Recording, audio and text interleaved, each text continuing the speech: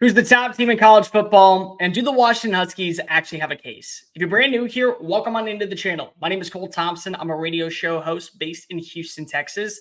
And I talk college football every single day. Also NFL, a little bit of NBA, a little bit of MLB. And if you like this stuff, make sure you hit subscribe to the channel. We'll be going live 3 times a week starting next week. So you're not going to want to miss out. If you like college football, tell me in the comment section who you believe is the top team heading into week 8. And also, make sure you hit the thumbs up button. So for those of you that follow me from just saying it on Sports Map Radio, you would know that I have actually thought Washington is the best team for quite some time. In fact, I've had them ranked number 1 since their victory over Michigan State in week 3. And it's not because of I am a huge fan of Michael Penix Jr. And it's not because of I think that Kalen DeBoer is one of the more underappreciated coaches in college football and has been for quite some time. It's because of when you play a certain brand of football and your players are coming out in the fourth quarter, imagine what that brand of football is going to look like when you actually have to face adversity. And it's very easy to go ahead and pinpoint, well, it's the Pac-12.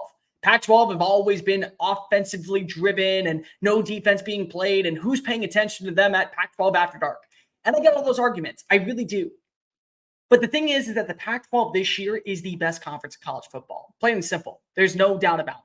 If you ask anybody who actually cares about the sport, they will tell you that top to bottom, the Pac-12 is without question the most fun, the most intimidating, and the most invigorating conference in the sport. And it's not because of they just have the best talent right now, because the SEC still is loaded with talent. So is the ACC. So is the Big Ten.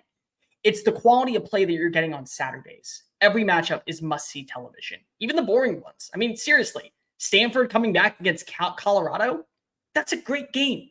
And so that's why when you give credit, you have to give credit to the teams who have done their job. Washington's done their job. Up to this point, they have done their job to a T. And it was really up until probably this past weekend, you could make the case, well, who have they played? Who have they been tested by?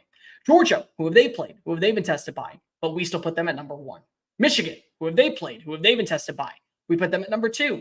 Florida State is the only team that really you could say in those top 4 by most of the pundits is deserving of being in that range because of they faced off against a top 25 LSU team and they faced off against a top 25 or at the time should have been a top 25 Clemson team and they played on the road. So give them the credit where credit's due. But this past weekend, when you saw Washington take on Oregon, just picture this for a second. Washington down. Defense gets a critical stop on 4th and 3 against Bo Nix, another Heisman caliber quarterback. Ball gets back in Michael Penix Jr.'s hands, and he doesn't miss a beat. Finds Rome Odunze, easy touchdown, the lead, and the defense does its job to force a field goal instead of allowing a touchdown. And the field goal goes wide left. Victory in Seattle. Big time win. Big time game. And I think that that's really where it separates everyone else in terms of how you rank Washington among the top teams. Washington has the best win in college football this season. Right now, there's not a question about it, in my opinion. And that doesn't mean that it could change overnight because absolutely it can. You still have games in the Big Ten where Ohio State has to take on Penn State this weekend, or Penn State has to take on Michigan in a couple of weeks. You have the game. That's going to be a huge matchup. You have Tennessee versus Alabama. Tennessee gets another win in Bryant-Denny Stadium. That's a sleeper team that you have to start paying attention to, especially with Georgia losing Brock Bowers and with now Missouri looking like a top 25 opponent. But until those days come, the best win in college football so far, without question, has been Washington. And it's not because they are one of my favorite teams. It's because of, look at the way that Oregon was built. Just do me a favor. If you did not know much about Oregon going into this game, I understand. Oregon, Pac-12 after dark, whatever, quack, quack, you're quackers if you actually stay up that late. But the thing is, Oregon was the most complete team in the Pac-12. They were. There's no doubt about it. They were a top 10 scoring offense. Bo Nix was averaging roughly about 325 yards per game. They had a great rushing attack led by Bucky Irving, a studious offensive line. And Dan Lanning had implemented what he learned in Tuscaloosa and in Athens with SEC bully defense and brought it to Eugene. That's just kind of the way it is. Did you know that Oregon was not only a top 10 offense, but a top 10 defense going into Seattle?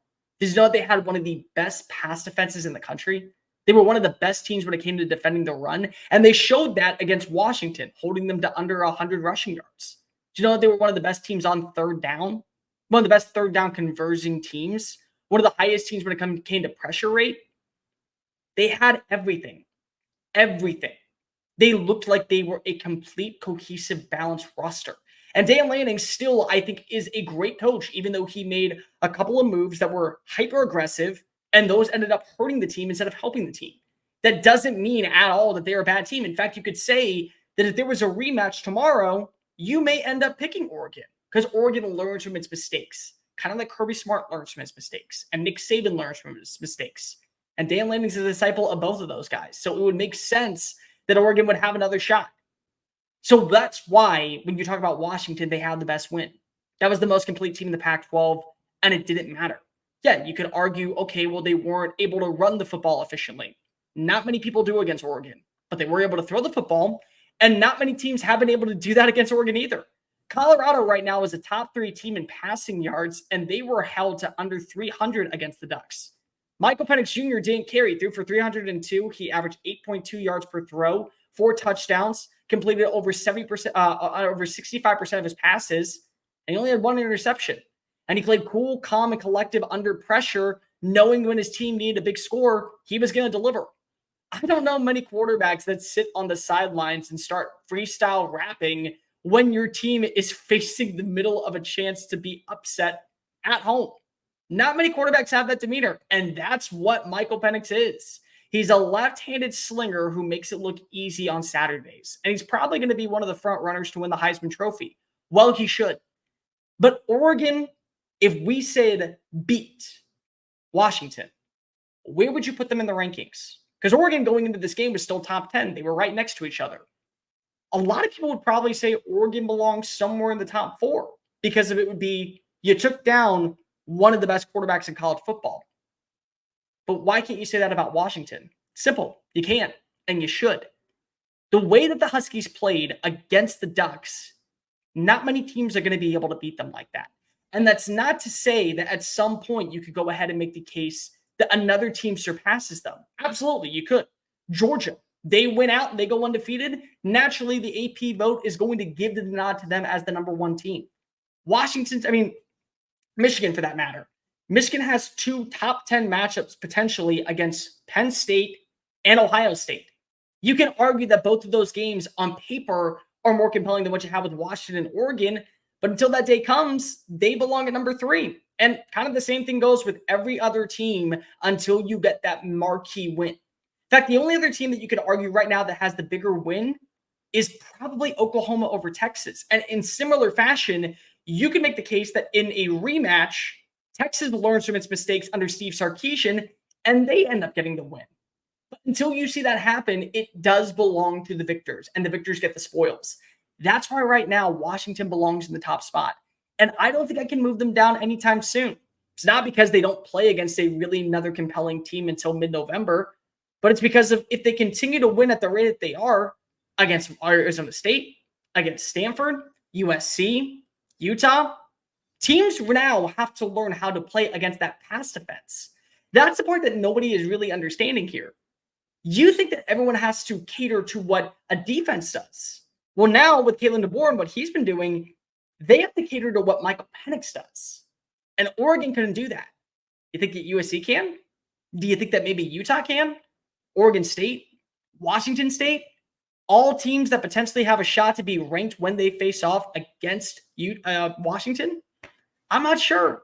And so because of all of those factors, not to mention of what you have without a guy like Jalen McMillan playing, without a guy like Roma Dunze being always completely open. And then when you have with other role players such as Jermaine Bernard and now Giles Jackson added back in, this is an offense that's going to be dynamically potent and force you into making your own defensive mistakes. As of this moment, it's very hard for me to argue that Washington's not the best team in college football. And I think if you really look deep down inside, you would understand why they belong at the top spot. Make sure hey guys, thank you so much for watching that video. Don't hit the X button yet. Make sure you hit subscribe to keep up with all of our daily content found on Just Saying It and anything else that we post on this channel. Bye.